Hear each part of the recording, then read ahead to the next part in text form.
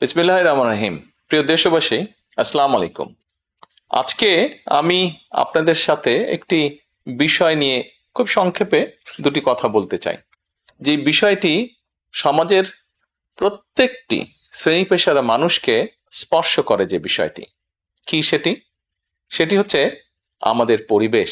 অর্থাৎ আমি, আপনি, আমরা সকলে যে পরিবেশটাতে থাকি সেই পরিবেশটি কেমন, আমার আশপাশটি কেমন। আপনারা নিশ্চয়ই অধিকাংশ ক্ষেত্রে খেয়াল করে দেখেছেন, আমরা ঢাকা শহরের যে কোনো রাস্তাঘাটই হোক, যে কোনো এলাকাই হোক, যে কোনো জেলা শহরের এলাকাই হোক, রাস্তাঘাট হোক, এমনকি উপজেলা পর্যায়েও ক্ষেত্র বিশেষে বিভিন্ন গ্রামগঞ্জেও আমরা দেখেছি যে যেখানে বাজার ঘাট বা রাস্তা চলাচলে বেশি, সেই জায়গাগুলোতে চারিদিকে একটা জিনিস খুব পরিষ্কারভাবে চোখে পড়ে, যেটি আমরা যখন ছোট ছিলাম, আজকে থেকে 40 বছর আগে, 30 বছর আগে দৃশ্যটা এমন ছিল না, কিন্তু বর্তমানে দৃশ্যটা এইরকম। সেটা কেমন?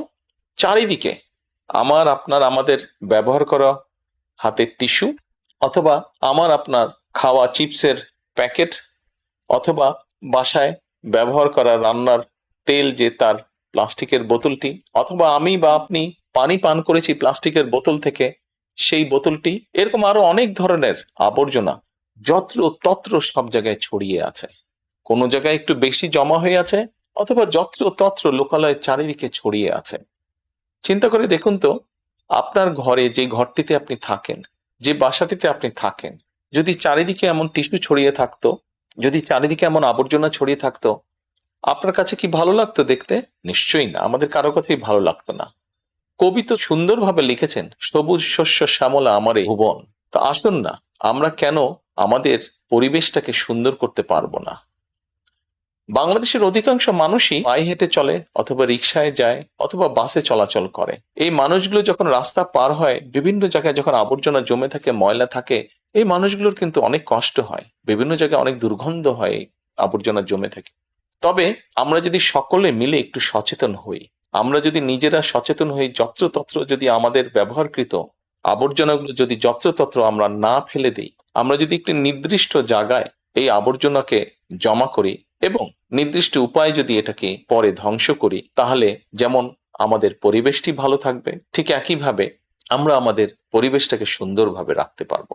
দেখুন, অনেক জায়গায় আমি দেখেছি, গত কয়েক মাসে যখন আমি দেশের বিভিন্ন জায়গায় গিয়েছি, হয়তো কোনো একটি পুকুরের পাশ দিয়ে যাচ্ছি, দেখেছি পুকুরের ভিতরে বিভিন্ন রকম ময়লা স্তূপ হয়ে পড়ে আছে, অথবা পুকুর পাড়ে বিভিন্ন ময়লা স্তূপ হয়ে পড়ে আছে।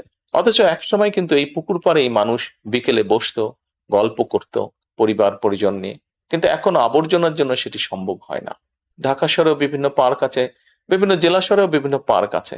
আমরা পার্কগুলোতে যাচ্ছি বিকেল বেলায় পরিবার পরিজনকে সাথে নিয়ে, কিন্তু গিয়ে যখন আমরা চিনেবাদাম খাচ্ছি, অথবা চিপস খাচ্ছি, অথবা বাচ্চারা লজেন্স খাচ্ছে, খেয়েই আমরা জিনিসটা সেখানে ফেলে দিচ্ছি।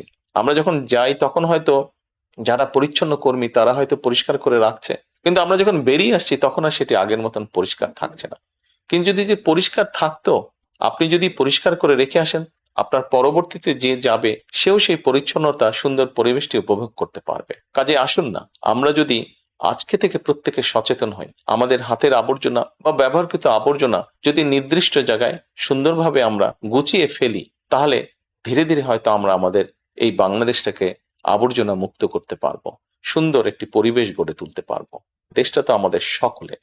আমরা সকলে মিলে যদি চেষ্টা করি, সকলে মিলে যদি একটু একটু করে করি, তাহলে আমরা বড় কিছু করতে সক্ষম হব। প্রিয় দেশবাসী, আপনাদের কাছে আজকে এই সহযোগিতাটা আমি চাইছি। আমরা সকলে মিলে আসুন, চেষ্টা করি আমাদের দেশটিকে পরিষ্কার সুন্দর রাখতে। আমরা সকলে মিলে চেষ্টা করি আমাদের পরিবেশটিকে সুন্দর পরিষ্কার রাখতে, যা নিশ্চিত করবে আমাদের আগামী দিনের বংশধরদের জন্য একটি সুস্থ দেশ, সুস্থ পরিবেশ। সকলকে আন্তরিক ধন্যবাদ। আসসালামু আলাইকুম।